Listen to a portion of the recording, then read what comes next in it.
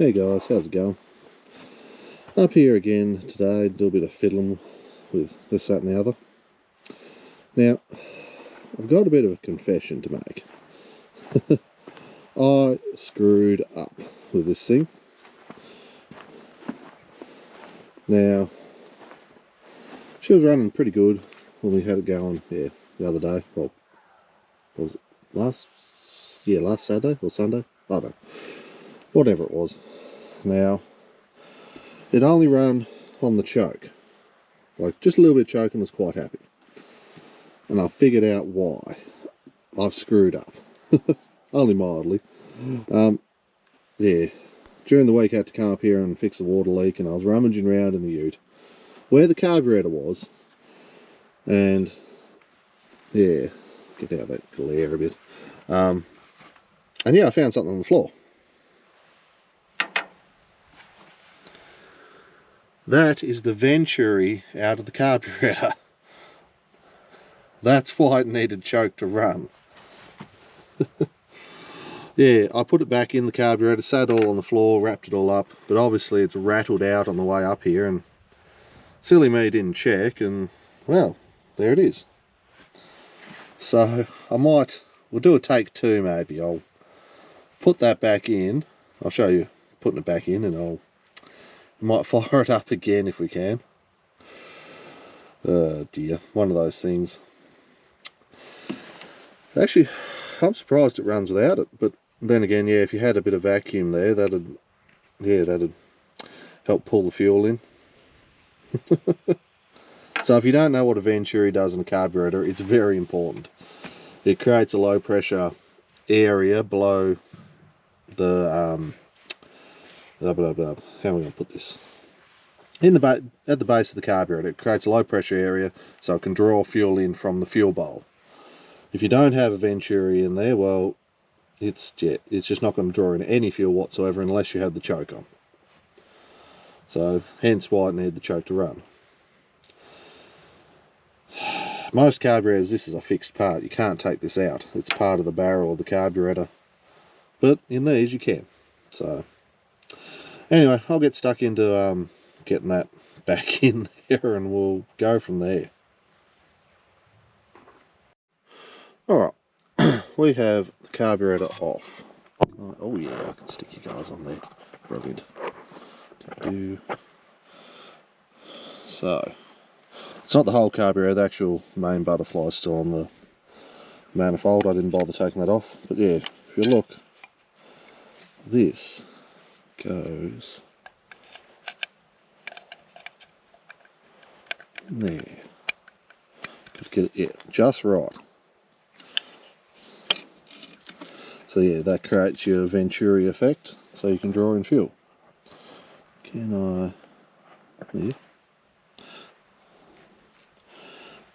I get this all back together without destroying that gasket? It'll be good.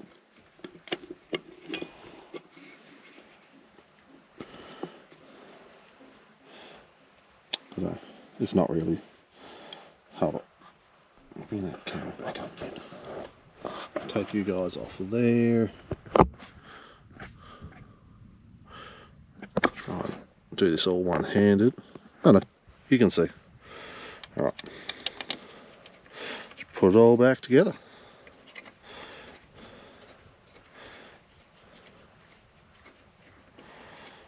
So 3 screws that hold it on. Nice and easy.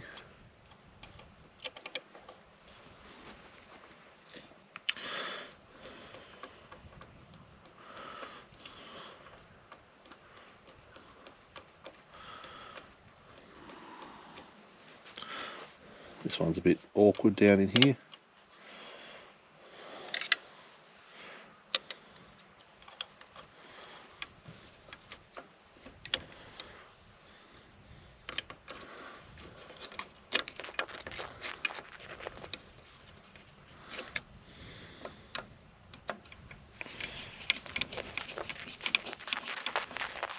Yeah, hopefully we'll have a bit more success with it idling by itself.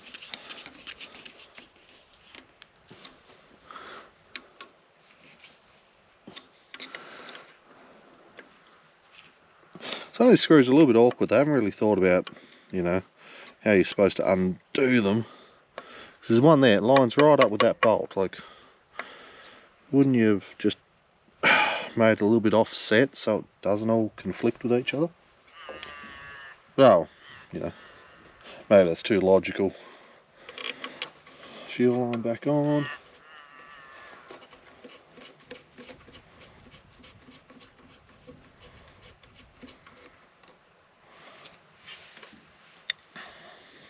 Not really the right spanner, but it'll do. Now, grab you guys. Get the screen to come back up so I can see what you guys are looking at. And maybe stick that there.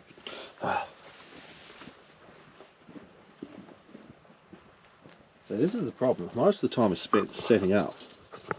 Like, I need to be behind the camera to see what I'm looking at, so it means I have to go around the other side of the tractor.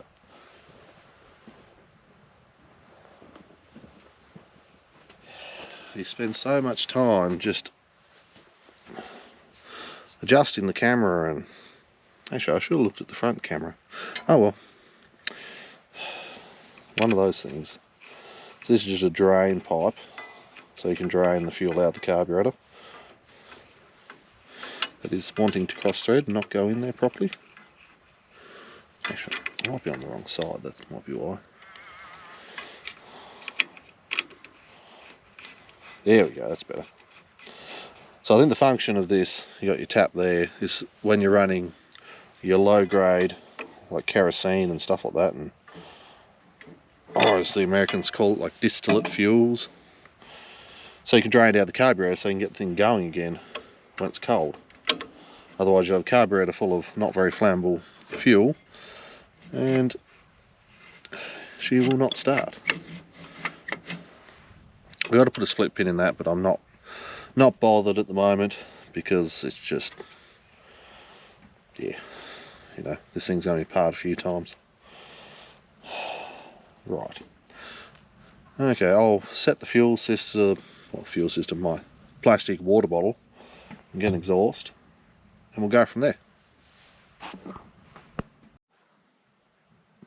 Alright, we're fueled up, we're choked. Yeah, I think we're all ready to go. I think. We'll give it a razz.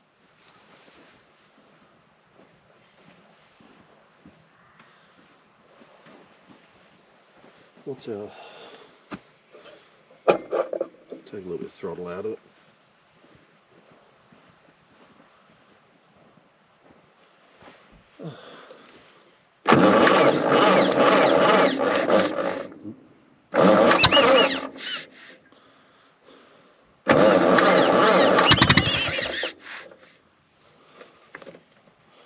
Less choke maybe.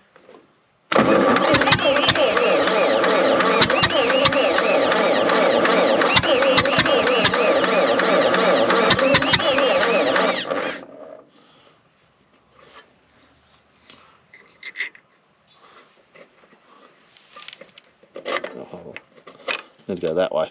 It's going the wrong way.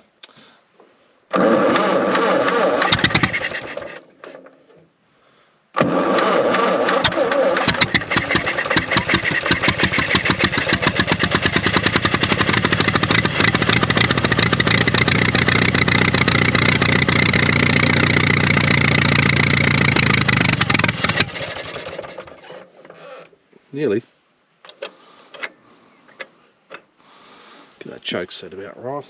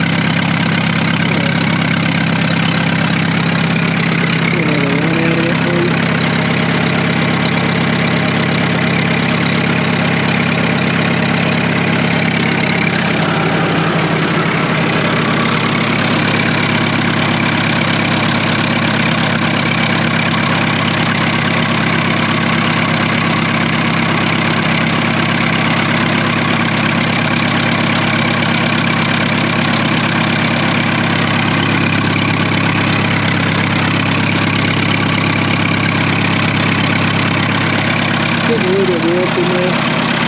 Have a nice take on that moisture on the carburetor.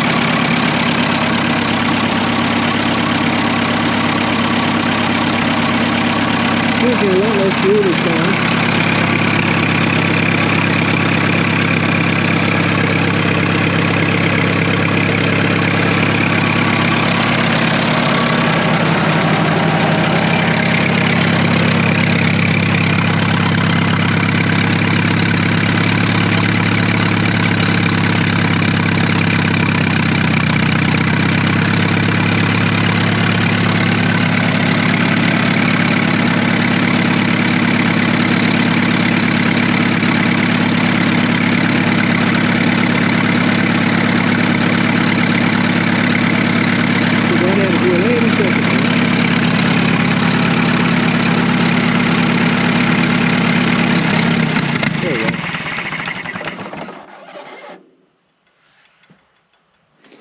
Right, well, I don't know if it really ran any better or any worse. Still doesn't like no choke. I don't know. Admittedly though, I've put nothing in that carb. There's no gaskets, no nothing. It was, you know, had a very basic sort of clean. But I'm sort of happy, at least, you know, it's running. Get rid of a bit of moisture out of it because it's so damp up here at the moment. You can see, like, even on these clips, there's just dew on everything. And it's about 12 o'clock. So really nothing up here will dry out after this. Oh.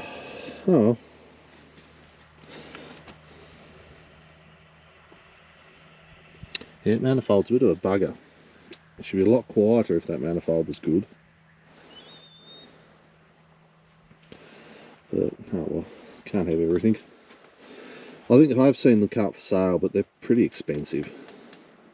So, yeah, I don't know. We'll suss something out about that manifold. I don't like the idea of repairing it. Because it's not, yeah, it's not the best. Yeah, it's not super hot, but it's nice. Just nice temperature. Because it doesn't have any coolant in it. I thought about filling it up so I could run it for a bit longer, but I don't think this stop tap here is really going to hold much coolant back. Well, water, I should say. Yeah, might be another thing I'll have to look into.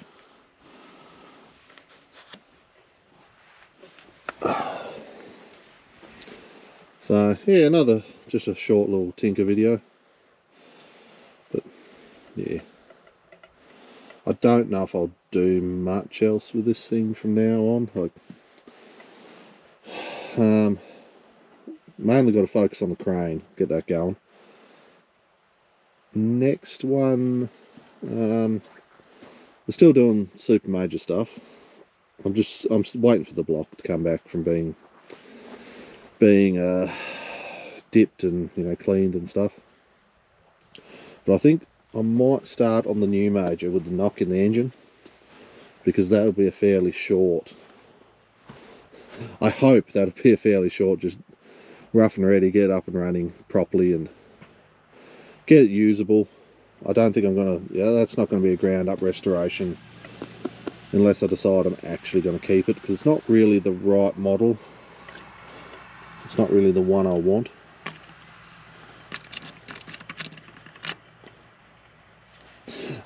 So yeah, I don't know about that one. So it'll be fixed up to the point of running.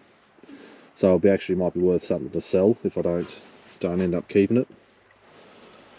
So yeah, I reckon that one will be the next on the agenda.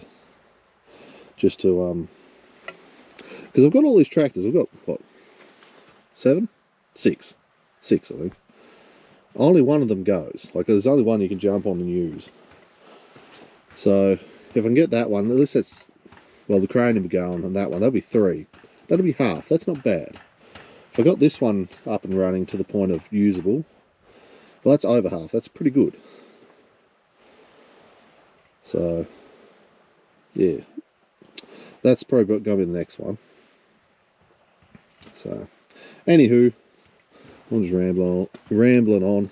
So, I might go see if I can do a bit of work to the crane, and yeah, you'll see that if I end up doing anything to it. We'll see how we go. So, you guys all have fun, and I'll see you in the next one.